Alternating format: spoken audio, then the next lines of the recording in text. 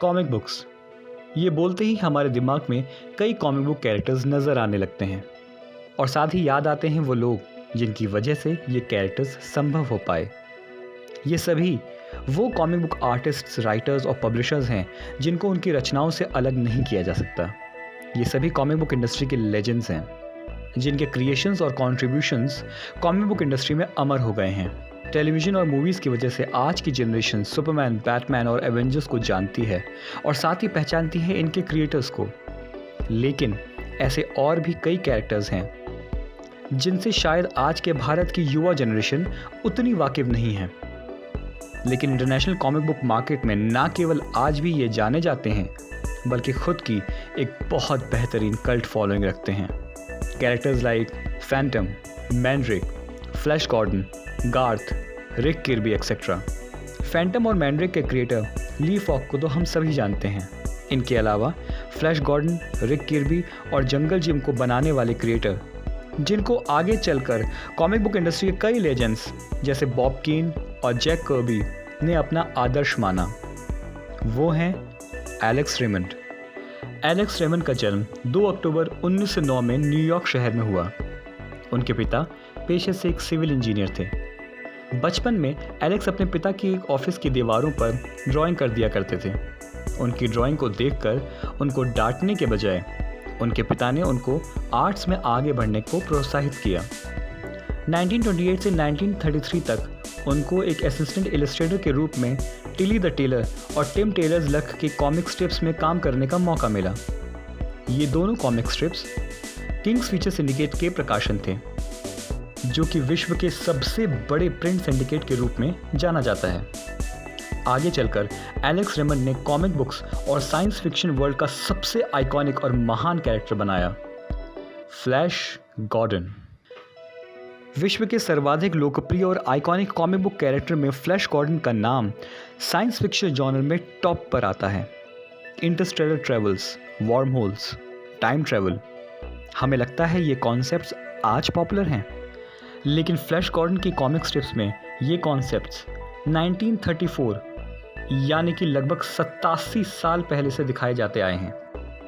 भारत की जहाँ तक बात करते हैं, हमारे जो ऋग्वेद पुराण हैं वो इस प्रकार का वर्णन करते हैं कि हम लोगों के पास में अंतरिक्षयान थे या हमारे पास में विमान थे, और हमारे वेदों में ये भी लिखा है कि किस प्रकार से इन्हें बनाया जा सकता है। तो ये निश्चित रूप से ये बहुत पुरानी आर्ट थी जो कि हिंदुइज्म और हिंदू कल्चर के साथ में जो है वो विलुप्त हो गई धीमे धीमे। और लेकिन जहाँ तक सवाल है वर्म होल, और ये मैं समझता हूँ कि ये फ्लैश गॉर्डन में जो है अपनी पुस्तिकाओं में जो उनके प्रकाशन हुए उन्होंने इस तरीके के नाम लिखे हैं। स्पीड ऑफ लाइट की बात है तो स्पीड ऑफ लाइट जो है वो उसका सिद्धांत बाद में आया, लेकिन स्पीड ऑफ लाइट की बात ये है कि कोई भी आज हम अंतरिक्ष में जो भी दूरियां नापते हैं वो प्रकाश वर्ष के रूप में, प्रकाश की गति लगभग 3 लाख किलोमीटर प्रति सेकेंड होती है, तो उसी से नापते हैं ताकि इतनी लंबी लंबी दूरियों को कैसे नापा जाए।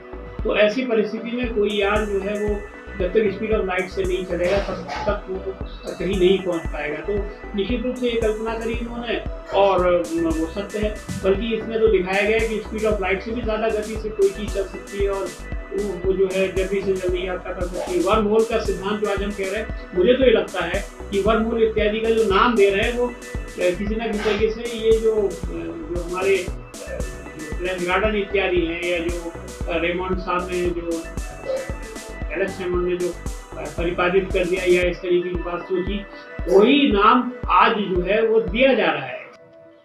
यही रीज़न है कि फ्लैश गॉर्डन को साइंस फिक्शन आइकॉन माना जाता है।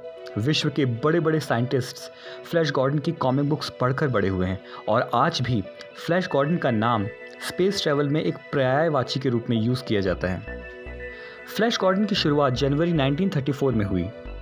ये कॉमिक स्ट्रिप्स अगले कुछ ही वर्षों में विश्व की सर्वाधिक पढ़ी जाने वाली कॉमिक स्ट्रिप बन गई, जो कि लगभग 8 भाषाओं में प्रकाशित की जाती थी। अमेरिका के अलावा यूरोपियन कंट्रीज़ में भी ये बहुत पॉपुलर हुई। कॉमिक स्ट्रिप्स में फ्लैश याली यूनिवर्सिटी का एक हैंडसम साहसी ग्रेजुएट दिखाया गया। उसके साथ उसकी प्रेमिका डेल ऑर्डन और वैज्ञानिक हैंस जार्कॉब दिखाए जाते थे। अपने एडवेंचर्स में फ्लैश और उसके साथी पृथ्वी को मोंगो नामक प्लैनेट के शासक मिंग से बचाते हुए दिखाए जाते थे। फ्लैश गॉर्डन 1934 से लेकर 1943 तक एलेक्स रेमंड के द्वारा बनाया गया। 1944 में सेकेंड वर्ल्ड वॉर के दौरान एलेक्स रेमंड कॉमिक स्ट्रिप्स को छोड़कर अमेरिकन मरीन में देश की रक्षा करने के लिए शामिल हो गए। 1946 में सेकेंड वर्ल्ड वॉर की समाप्ति के बाद जब रेमंड वापस आए, तब तक किंग्स फीचर सिंडिकेट ने फ्लैश गॉर्डन की स्टोरीज और इलस्ट्रेशन का काम ऑस्टिन ब्रिग्स नामक एक आर्टिस्ट को दे दिया था और उन्होंने ही फ्लैश गॉर्डन को आगे भी कंटिन्यू किया। किंग्स फीचर सिंडिकेट ने तब एलेक्स रेमंड को एक नया डिटेक्टिव कैरेक्टर बनाने को कहा और इस तरह सामने आया एक modest modern day private detective Rick Kirby. Raymond का कार प्रेम सभी जानते थे। कॉमिक्स के फेमस होने के कारण आयु में वृद्धि व द्वितीय विश्व युद्ध की समाप्ति के उपरांत विभिन्न कार कंपनियों द्वारा अनेकों स्पोर्ट्स कारें बाजार में उपलब्ध होने के बाद एलेक्स रेमंड ने 1950 से 1955 के मध्य 6 स्पोर्ट्स कारें खरीदी। वह तेज़ी से कार चलाने के लिए जाने जाते थे। 6 सितंबर 1956 की एक बरसात की शाम एक भीषण कार दुर्घटना में उनकी दुखद मृत्यु हो गई। 46 ईयर्स की अल्प आयु में कॉमिक जगत का एक जगमगाता सितारा अस्त हो गया। उनके आर्ट स्टाइल्स इतने सशक्त हैं कि आज भी वो हज़ारों आर्टिस्ट के लिए प्रेरणा का स्रोत हैं।